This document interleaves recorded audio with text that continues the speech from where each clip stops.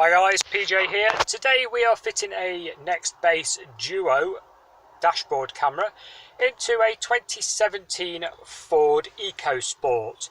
Now these particular vehicles have the fuse box located in a really bad position, to be honest with you. Basically at the back and up under the glove box. Now if you read your instruction manual that comes with the car, it tells you to unscrew the glove box, take the whole thing out.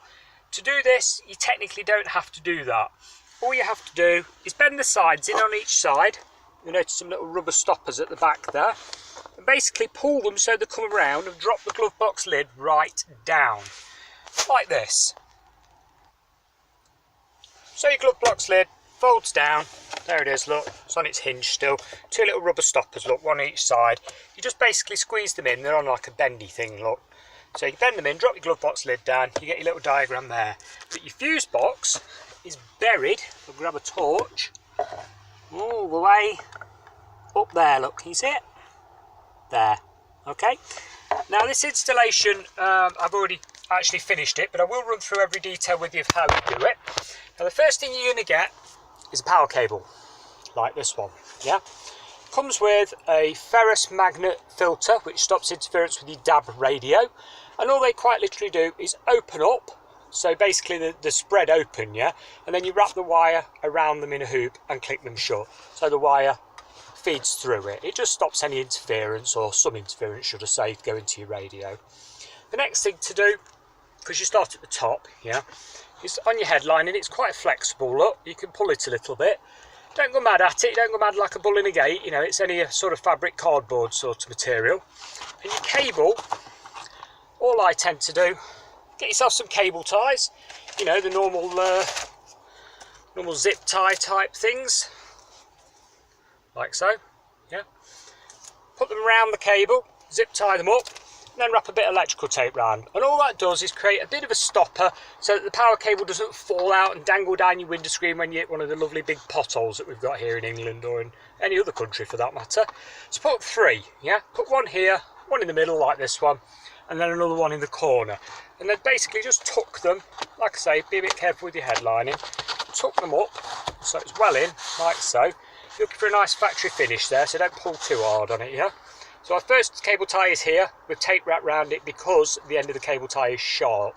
We don't want it cutting into the headlining over months or years. Another one in the middle, another one at the corner. When you get to the corner, you could really do with something like a plastic pry tool, such as, this is a Bojo tool. You'll notice these in a lot of my videos if you've watched any of the others. Basically, never use a steel screwdriver to lever plastic trims, because you will damage any plastic surface that you touch with a screwdriver.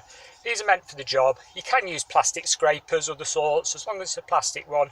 Get these off eBay, Amazon, they're normally £1 or £2, well worth the money, yeah?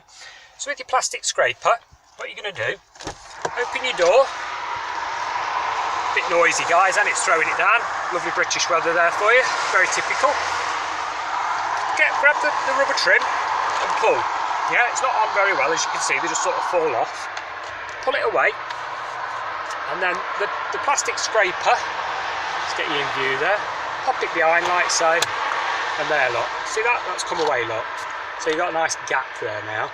And the cable that you've had at the top, shove down here underneath, there you go look, so it comes out, and you can nicely tuck it away behind the screen pillar like so. And when you've done that, and it's past this point here, just tap it back, like so, nice and firm there. Yes, it's got an airbag in it, but you won't set it off. I mean, just hit it, you know, a reasonable click to get the thing back in. Tuck your cable back down, all the way down, and just to hold it in place, start putting your rubber trim back on a bit, yeah? Like I say, it's been awkward now, look. There you go. You don't want it trapping in the door or anything like that. Again, nice factory finish. You want it straight, not wobbly. If it's wobbly, it's got the cable trapped under it, so push it more inwards. Your airbag sits down the centre here, so you're not going to interfere with it. Your cable will be sort of here. It's not going to get near the airbag. Right. Next up, we come down to this side panel, which has an airbag passenger switch built into it. This panel needs to be removed ideally.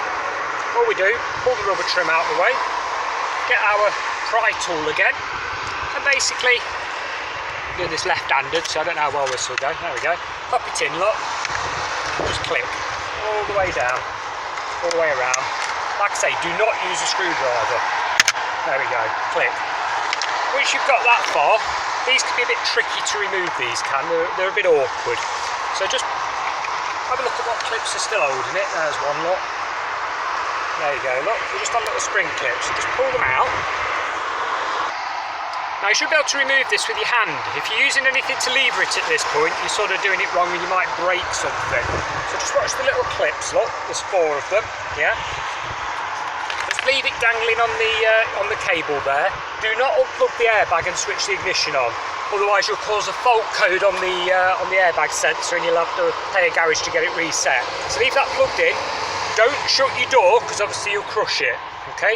I know this is like really obvious common sense stuff, but the amount of people, well, over the years I've trained that have done daft things like that, it's sort of worth a mention. Right, first things up, on the end of your wire that goes to your camera, the one that we've ran down the screen pillar here, yeah, the one that keeps falling out, you've got a plus and a minus connector, a red wire and a black wire, yeah? Just pull it out and show you. I'd normally do a video as I'm doing this job, but I didn't expect to get it done this quickly, so I thought I'd run out of time, so hence this one's already pre-done. Right, so on the end of your wire, there's your wire, look, we've cable tied it up neatly, and then you've got a black and a red wire, yeah, nothing else. Black wire, you can see that, there we go. Bolt there, undo that, that's a 10mm bolt. Don't worry, there's more than one holding your dashboard in, nothing will move, you can simply remove that. There is a couple holding it in. On your earth cable you've got normally like a ring terminal on the end of it. Put a washer either side of it, put the ring terminal through the bolt, put the bolt back in, and that is your earth successfully finished and done. Okay, that's a good earth. Next up, your power cable. Now your power cable, you can quite literally, if I can get my torch for you and show you. There's my torch, look, yeah? So we're going through the glove box.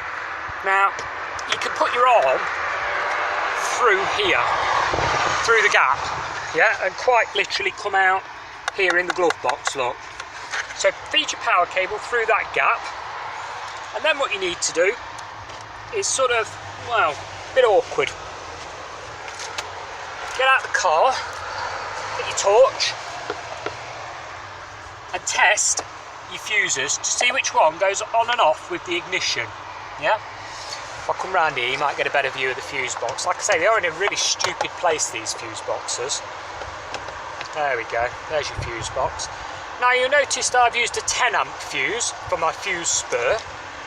A fuse spur is something that comes in the kit, a hardwire kit for the camera, and basically what that does is enable you to pull a fuse out, double up the fuse socket and reuse it. So there it is, look, that one there, and it just goes in like a normal fuse basically.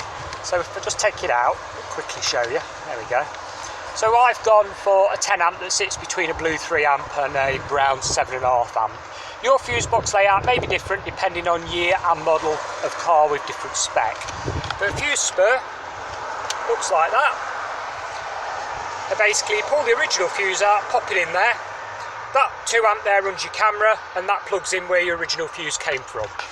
Now to test the fuse box to see if this fuse is ignition switched, you're going to either need a multimeter or one of those little screwdrivers with a bulb in the end of it. And all you do, leave your ignition off, get your multimeter. I'm showing its age there, it's held together with sticky tape, but it still does the job. There we go, set it on 20. So touch the black probe if you're using a multimeter on your earth point that you've used for your camera wiring, the bolt that we took out the dashboard, and at the same time touch the end of the fuse that you want to test, because they've got like little shiny bits on the end of the fuse, haven't they? So I'll just show you what I mean. You get your fuse. Most fuses have got like the tip showing like that, yeah? Touch the prong, the plus prong on the end of that. If it reads 0, then it's off when the ignition is off. When you turn the ignition on, you're looking for it to read anywhere between sort of 11 point something and 12 point something. If it reads that, that is then on with the ignition. So when you switch off, it should go back to 0 again. Using the little screwdriver with the bulb in, obviously when you put your ignition on, your screwdriver should illuminate, it should light up. If it does, and it goes on and off, check your little handbook that comes with the car, yeah?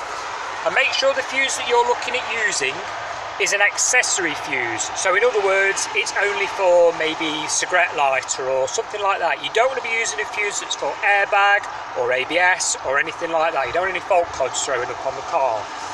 So once you've done that, and you find your fuse, like I say, you may end up using the same one as what I've used. Depends on the spec and year of your car.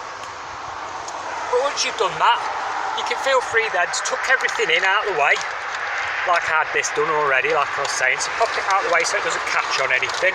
There is a big hole there to shove everything in, which is nice. Reattach your trim panel onto the side. Like I say, be careful with the airbag switch. And put your glove box back in. Once you've done all that, you're at the testing point, yeah? So stick your camera on the window. If your window screen's got a black area like this, if you run your finger along it, if it's bobbly, you probably need to use the sticky pad mount that comes with a lot of these cameras. If it's smooth, as in as smooth as the glass, you'll be able to use the suction cup mount. The suction cup mounts don't stick when it's like a bobbly rough texture. This one's rough texture, so it won't stick, okay? So your camera's on, switch your ignition on and see if it comes on. Give it a sec, there we go. That does come on and does work with the ignition. That is now recording as it should. If your camera is doing that, you have successfully fitted your dashboard camera. Now I must point out, I'm not liable for any injury or damage to your vehicle, injury to yourself of course, through you watching this video. Unfortunately I do have to put that in my videos nowadays, some people do try it on. If you've got any questions at all about this or any other car, can be anything from a, I don't know, Ford Fiesta to a Lamborghini, drop them in the comments below. I'll do my best to get back to you the same working day. Thank you very much for watching and goodbye for now.